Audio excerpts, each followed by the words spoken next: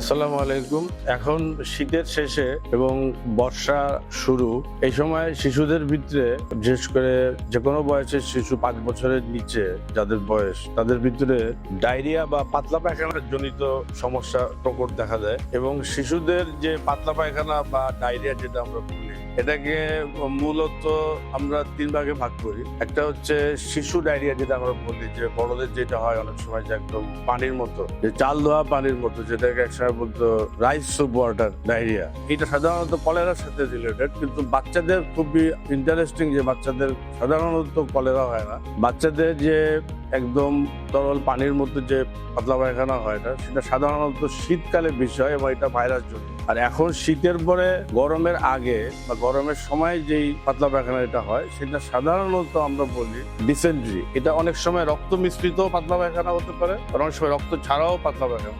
এটা ঠিক অন্য ডায়রিয়া যে পাতলা পায়খানা যেটা আমরা বুঝি একদম তরল পানির মতো, এরকম ঠিক না। এটা একটা শিশু হয়তো দিনের মধ্যে 5 বার 6 বার কি 7 বার 8 বার 5 বার অল্প অল্প পায়খানা করতেছে এবং খাচ্ছে কম, কারণ প্রচন্ড পেটে ব্যথা হয়, একটু হালকা জ্বর থাকে অনেক সময়, এবং সাথে অনেক সময় একটু বমিও থাকে। এখন যেটা সমস্যা সেটা হচ্ছে যে আমি অভিভাবক হিসেবে, পিতামাতা হিসেবে বুঝবো কি করে এটা কি ডিসেন্ট্রি বা না এটা কি শিশু ডায়রিয়া। এটা আসলে বোঝা খুবই সহজ। শিশু ডায়রিয়া যেটা আমরা বলি সেটা অ্যাকচুয়ালি একদম তরল পানির মতো পায়খানা হবে এবং সাথে প্রচন্ড বমিও থাকে। শুরুতে বমি থাকে 1 দিন বা 1.5 থেকে 2 দিন, তারপরে বমি অটোমেটিক্যালি কমে যায়, তারপরে শুরু হয় তার পাতলা পায়খানা একদম পানির মতো। এবং এই পানির মতো পায়খানাটা তার 5 থেকে 7 দিন থাকে এবং এটা সাধারণত ভাইরাস দিয়ে হয়ে থাকে, যে ভাইরাসটার নাম আসলে রোটা ভাইরাস। এরপরে যেটা আসতেছে শীতের পরে, সেটা হচ্ছে রোটা ভাইরাস চলে যাবে, কমে যাবে, কিন্তু এখন যেটা শুরু হয় সেটা ব্যাকটেরিয়া জনিত ডায়রিয়া হয়, যেটাকে আমরা ডিসেন্ট্রি বলি। এবং এই বারবার পায়খানা করার জন্য যে জিনিসটা হয়, তার পায়খানা রাস্তার চারপাশে লাল হয়ে যেতে পারে, তার মুখের মধ্যে তার ঘা হতে পারে বা ঘায়ের জন্য তার ডায়রিয়া হতে পারে। এবং যেটা সমস্যা যেটা করে, শিশুটার পেট ব্যথার জন্য সে বলতে পারে না, পেট ব্যথার জন্য সে চিৎকার করতে থাকে এবং অরুচি হয়। এবং এই অরুচির জন্য তার খাওয়াটাও কমে যায়। একদিকে তার পাতলা পায়খানা হচ্ছে, আরেকদিকে তার খাওয়া কমে যাচ্ছে। সমস্যাটা এখানে দুইটা হচ্ছে। একটা হচ্ছে পায়খানার সাথে তার কিছু পানি এবং লবণ শরীর থেকে বের হয়ে যাচ্ছে, অন দ্য আদার হ্যান্ড সে খেতে পারতেছে না, তাহলে তার অপুষ্টিও হচ্ছে, ঘাটতিও হচ্ছে। এই দুইটার সমন্বয়ে যে সমস্যাটা হয়, তার অপুষ্টি এবং তার পানি শূন্যতা এবং শরীরে বা রক্তের মধ্যে যে লবণ আছে, এই লবণের ঘাটতি হয়। এইটাই হচ্ছে মূল সমস্যাটা। সেই জন্য যে জিনিসটা আমাদের করা উচিত, যখনই পাতলা পায়খানা শুরু হবে, বেশিরভাগ বাপ মাই বলবেন যে স্যার কিছু তো খায় না, চেষ্টা তো করি, যতটুকু পারা যায়। যদি বুকের দুধ খাওয়া অভ্যাস থাকে, তাহলে এই বাচ্চাটাকে বারবার বুকের দুধ দেন। আর যে বাচ্চা বুকের দুধ খায় না, ও শক্ত খাবার খাচ্ছে, 12 মাস বা 13 মাস বা 14 মাস বয়স, তাকে যে শক্ত খাবারটা দিচ্ছিলেন সেটা অল্প পরিমাণে বারবার দেয়। তারা যে জিনিসটা হবে, একদিকে পুষ্টির ঘাটতিটাও পরিপূর্ণ হবে, আরেকদিকে যেটা হচ্ছে যে শরীর থেকে যে পানি যেটা বা লবণ যেটা বের হয়ে যাচ্ছে, সেটাও কিছুটা পূর্ণ হবে। এবং যে কোনো পাতলা পায়খানা যদি 1 বার 3 বার থেকে বা 4 বারের বেশি কোনো শিশুর যদি লুজ মোশন হয়, তাহলে সেই শিশুটাকে অবশ্যই ওরাল রিহাইড্রেশন সল্ট, যেটাকে আমরা বলি খাবার স্যালাইন, এটা দিতে হবে। কিভাবে দিব আমরা, এটা বয়স ভেদে পার্থক্য আছে দেওয়ার, তবে যে কোনো বয়সেরই হোক, 6 মাসের বয়স থেকে 5 বছর পর্যন্ত যদি প্রতিবার পাতলা পায়খানার সাথে 5 থেকে 10 চামচ খাবার স্যালাইন দেওয়া যায়, তাহলে এই বাচ্চার যে ওই যে বললাম যে সমস্যাটা, পানি শূন্যতা জড়িত সমস্যা বা লবণ ঘাটতির জন্য সমস্যা, এইটা পরিপূর্ণ হবে। এটা হবে না। এখন কথা হচ্ছে কতদিন দিব।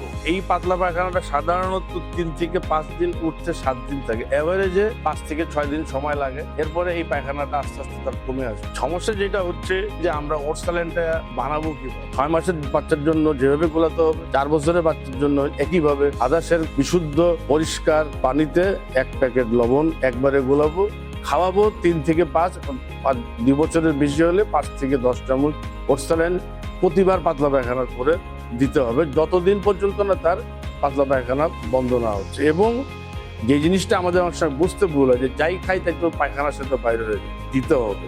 যেহেতু বের হয়ে যাচ্ছে, দিতে তো হবে শরীরের মধ্যে।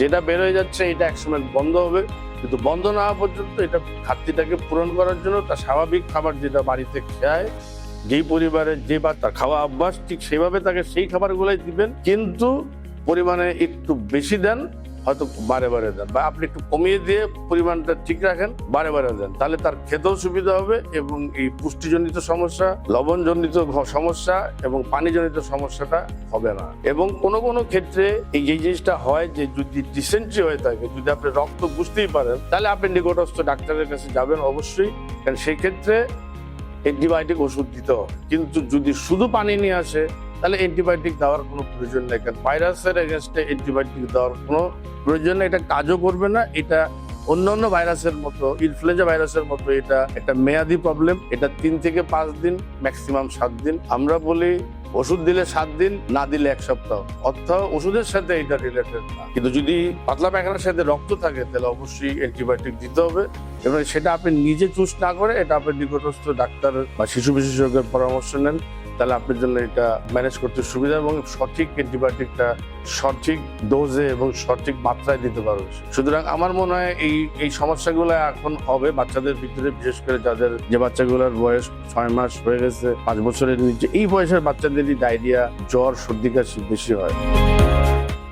আমি অধ্যাপক ডাক্তার জহিল কবির খান, শিশু বিশেষজ্ঞ এবং বিভাগীয় প্রধান, জহুরুল ইসলাম মেডিকেল কলেজ, আপনাদের আশুগঞ্জের লাবিডা হাসপাতালে প্রতি বৃহস্পতিবার বিকাল 5টায় এবং রবিবার দিন দুপুর 2টা থেকে বা 2টা বা 2:30টার পর থেকে আমি এখানে উপস্থিত থাকি। আপনাদের শিশুদের যে কোনো অসুবিধার, যে কোনো সমস্যার জন্য, আমার পরামর্শের জন্য এই বৃহস্পতিবার বিকাল 5টার থেকে এবং রবিবার দিন দুপুর 2টার পরে লাবিডা হাসপাতাল আশুগঞ্জে আমি উপস্থিত থাকি। আপনাদের স্বাগতম। আসসালামু আলাইকুম।